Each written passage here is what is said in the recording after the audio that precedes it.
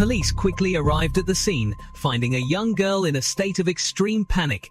The girl was restrained, while her father at the police station collapsed from the overwhelming shock. He cried out in agony that he had lost both, marking the beginning of a tragic case. The portrait of the main suspect emerges. It is Sydney, the victim's own daughter.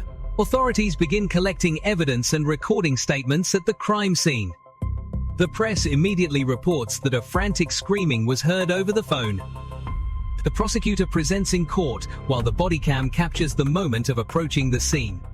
Police officers cautiously enter the property to find out what really happened.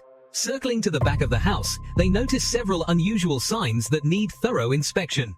Upon discovering the broken glass door, the police immediately shout out to determine if anyone is inside. Sydney claims that a stranger smashed the back window to break into the house. She continuously pleads and wails, saying that there is a lot of blood inside the house. Authorities ask her to remain calm and sit down to control the scene. Assessing this as a major crime scene, they immediately remove the suspect from the dangerous area. Police report over the radio that blood is scattered everywhere, forming large pools on the floor. A request to cordon off the scene with police tape is made to protect crucial evidence. In the later trial, the murder weapon, a cast-iron skillet, is presented, while the ambulance had already arrived at the scene. Sitting in the yard, Sydney keeps asking whether her mother will survive. The girl appears panicked, demanding to see her father while being escorted and checked by the police. When questioned, she continues to assert that she heard a loud noise coming from inside the house. She fabricates a story that she fell to the ground when the perpetrator broke in. Police take her to a specialized vehicle and check her for any injuries. They also confirm that a knife has been seized, while still having to restrain the girl on the ground. The father, Steve Powell, just arrived, walks over in shock, seeing his daughter being held firmly. Mr. Romp. Steve appears utterly confused and severely shocked, not understanding what terrible thing is happening. The police inform that the back window has been smashed, while Sydney pretends to sob and calls for her dad. The scene shows the curtain and shattered glass door, along with a blood-stained knife found. However, an experienced investigator quickly assesses that this seems like a staged crime scene. Despite suspicions from the police, Sydney lies crumpled on the ground and insists she is not lying. Officers fan out around the property, trying to find any trace of the intruder Sydney described. They search every corner of the backyard, but find no sign of any stranger. Mr. Romp. Steve stands outside, his face filled with worry as the ambulance prepares to take the victim for emergency treatment. Police continue taking preliminary statements from the father, who is in a state of extreme confusion. When asked, he says his daughter just turned 19 and is about to turn 20.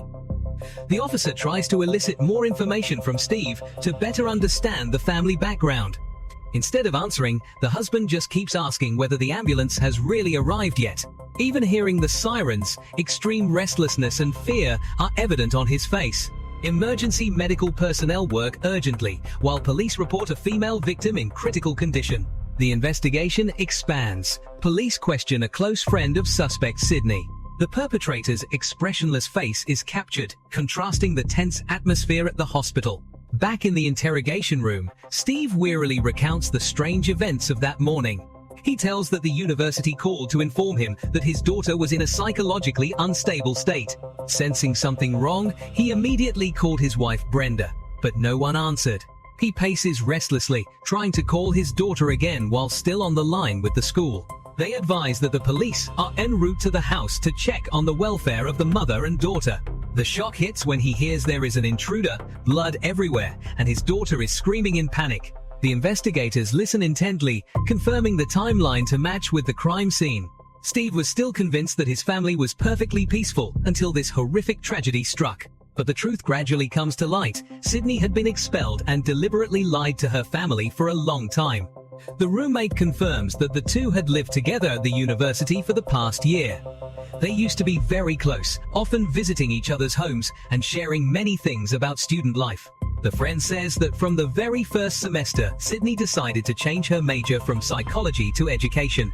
However, it seems she was not interested in the new major either, leading to declining grades. The friend had no idea Sydney's grades were so poor because the perpetrator was always good at hiding her own decline. To everyone around her, this 19-year-old student always seemed cheerful and well-adjusted. No one noticed Sydney's anguish until things spiraled out of her control. Once a seemingly normal girl, now she breaks down sobbing in the dock, facing a murder charge. The defense attorney tries to invoke temporary amnesia to justify the brutal act. The police review the case file, while the suspect coldly curls up under a blanket in the detention room. The tragedy's roots trace back to January, when Sydney's lies began to pile up. Her friends grew worried when they noticed her increasingly withdrawing without explanation. Her remorseful expression in court stands in stark contrast to her cold-blooded demeanor on the day of the murder. Noticing Sydney's growing sadness, her friends repeatedly comforted her and encouraged her to open up.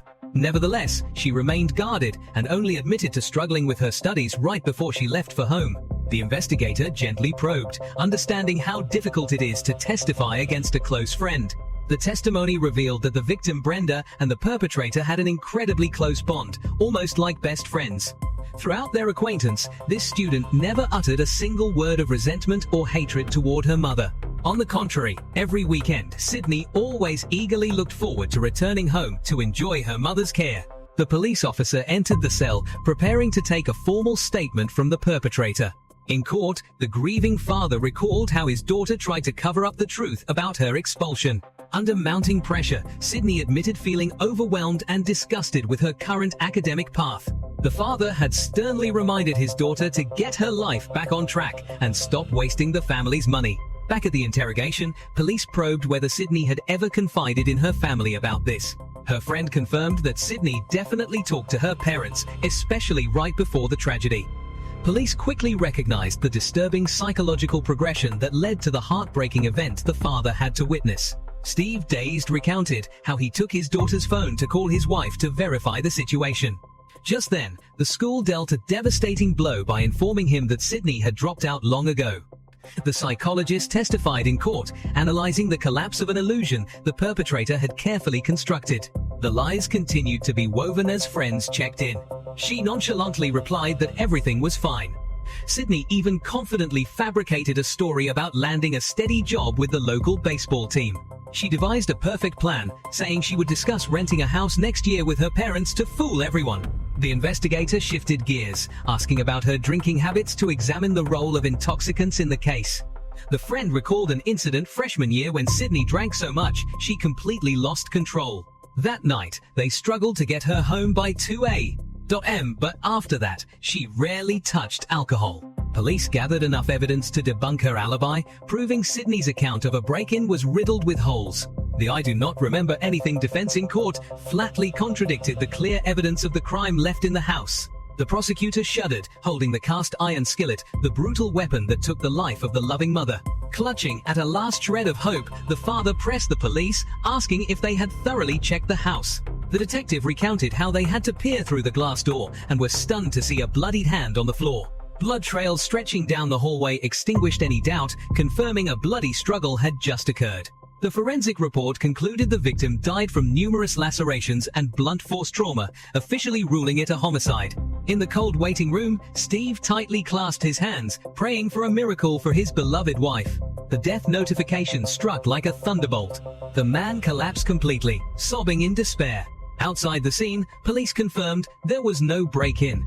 Sydney's deceitful facade was completely stripped away. Heart-wrenching pain as the husband realized the tragedy stemmed from the very daughter his wife had so beloved. The investigator gently offered his assessment, dismissing the idea that an intruder had burst in and destroyed their home. The absence of forced entry led police to suspect a heated argument between mother and daughter. Unable to contain his overwhelming grief, Steve buried his face in his hands and wept, refusing to accept this cruel reality. A suffocating atmosphere enveloped the room. The perceptive investigator suggested calling in the son, Andrew, for emotional support. The moment he faced his son, Steve choked out that there was no gentle way to break this devastating news. The bitter words, "I have lost both of you," rang out, one murdered, the other facing a prison sentence. Authorities pledged to investigate thoroughly, ensuring the fairest truth for the unfortunate victim's sacrifice. The son's arrival was the only comfort that helped the father barely endure this cataclysmic shock. Utterly devastated, he brushed off all concern from outsiders. At this moment, he only needed his son Andrew by his side. The image of father and son holding each other, weeping over the interrogation table, marked the end of a model family, now permanently shattered. The press unanimously reported that the 19-year-old suspect had been formally charged with brutal murder. Darkness engulfed Sydney's life, burying her future under lies and senseless violence. The life sentence for murder and tampering with evidence was the price to pay for such a heinous crime.